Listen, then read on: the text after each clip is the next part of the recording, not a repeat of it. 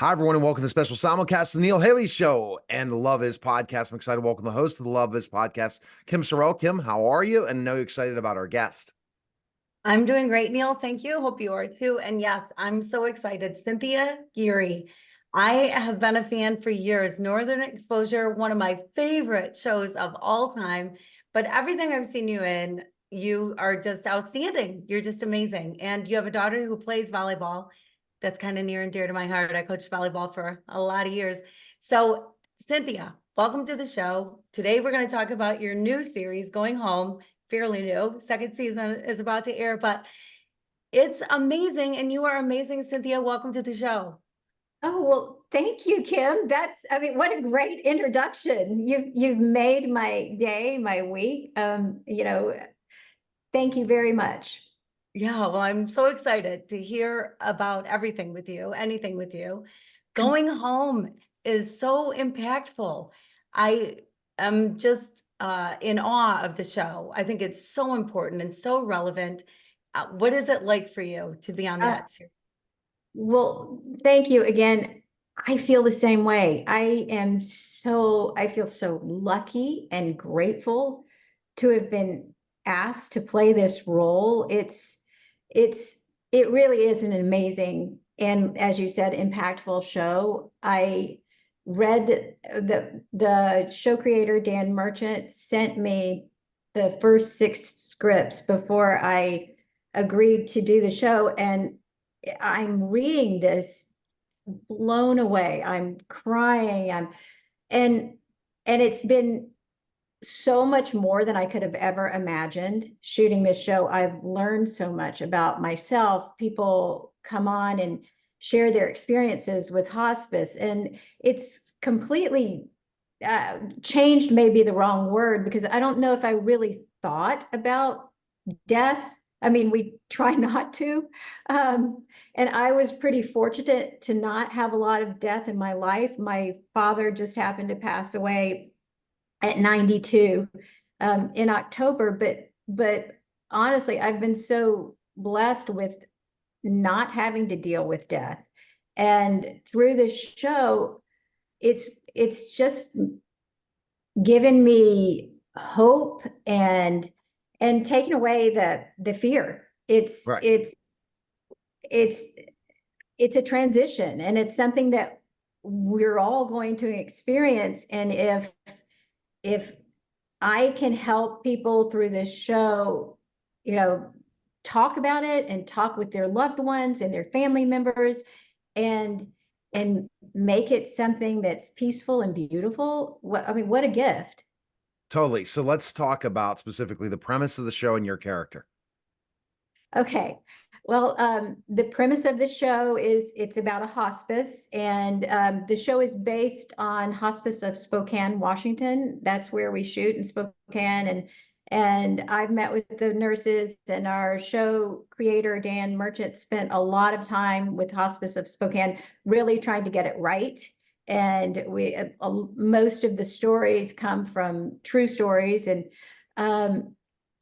my character, Charley Copeland, is the head nurse at Sunset House, which is our fictional hospice.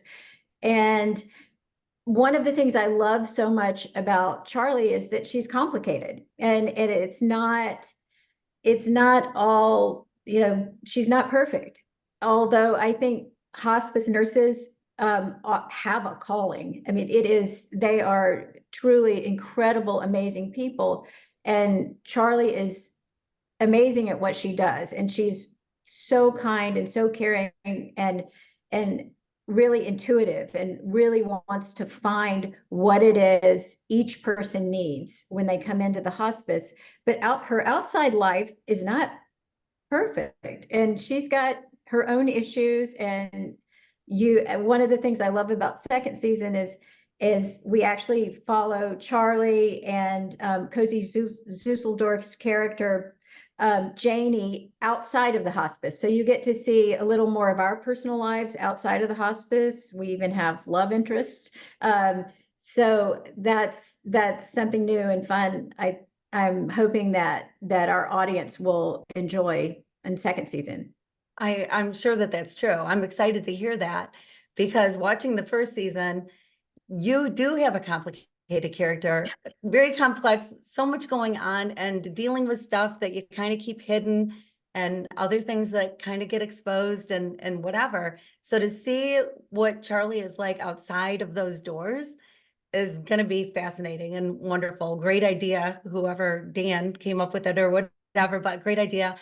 What has changed in your mind? Like, so you lost your dad. I'm so sorry, by the way, that you lost your dad. Thank you. But death is so different, I think, than we think it is when we haven't dealt with it before. It is. And my father was in memory care, and I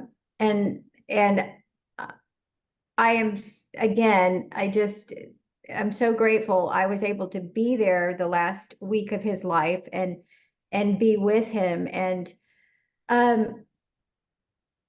he had an amazing life. He's, as I said, 92, and my father just was one of the best humans I know. And for his memorial service, there were 500 people. I mean, like, people lined out the street because he was a giver, and just impacted so many people's lives. And I'm so very proud of that, and honored to be his daughter. As I haven't had a lot of experience with hospice, I haven't had a lot of death in my family, but I know that if it's an option for me or a loved one, I will absolutely go that route. I just, the peace that hospice nurses give families and the time they give them to just focus on what's important. And I did find that with the nurses we dealt with at his memory care and at the hospital. I mean, they're just, I mean, it's a calling.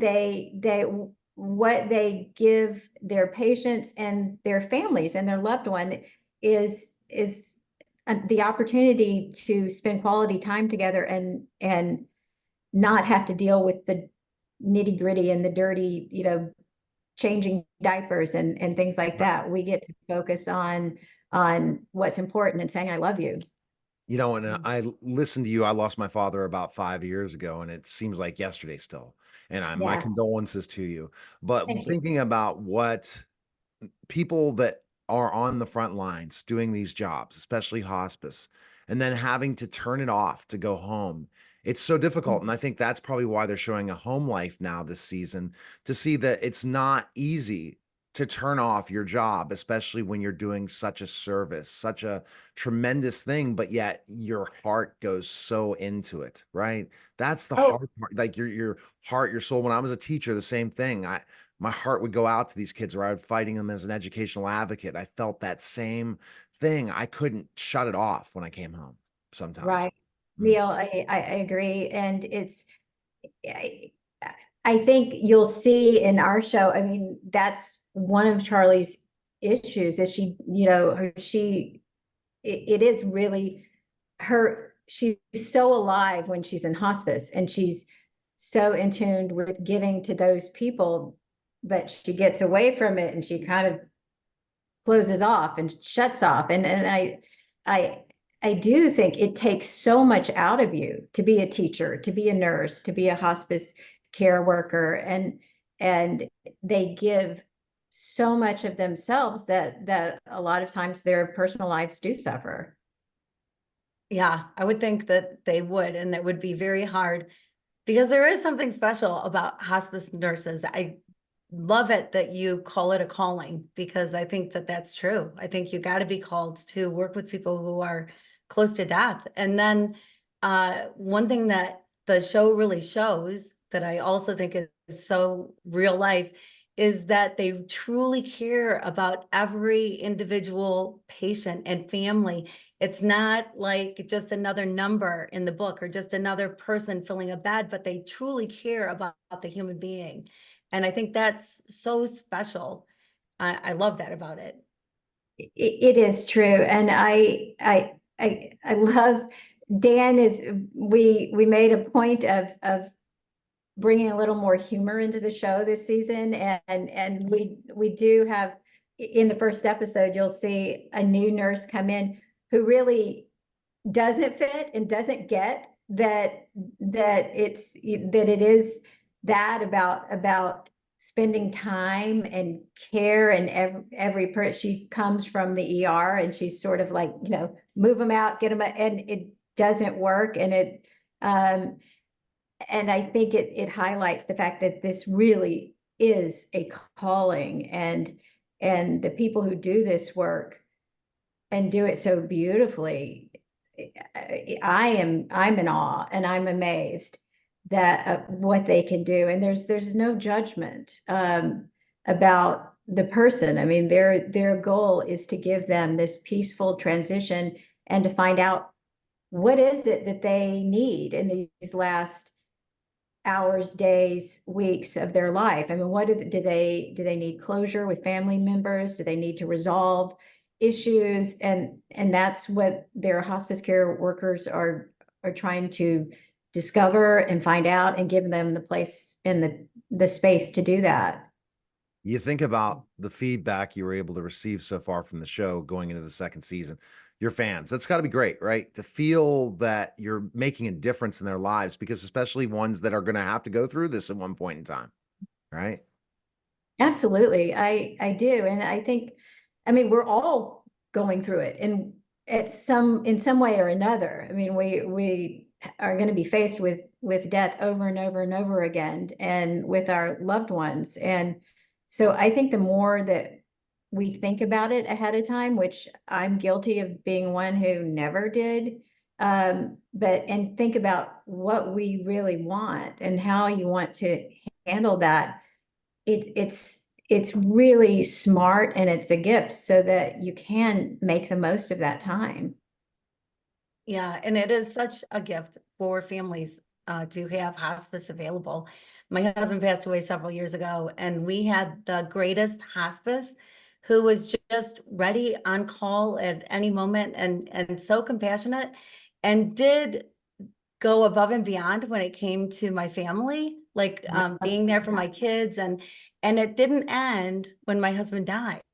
Mhm. And you show that too, which I think is valuable. Yeah, it really is. I found the same thing with my father. Some of the nurses that cared for him came to his memorial service, and then we saw them afterwards, and they're checking on my mother to see how she's doing. I mean, it's just incredible.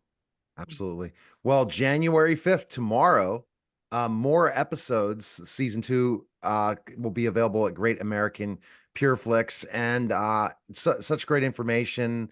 Great to hear about the stories, Cynthia, and you definitely touched my heart to talk about my father anytime I can bring that up again in interviews. Very, very nice. And thanks again for stopping by. Thank you both. It's so nice to meet you, and thanks for promoting the show. I love it. It's a great show, and I hope people will tune in. All right. That was a special simulcast of the Neil Haley Show and the Love Is podcast, guys. Take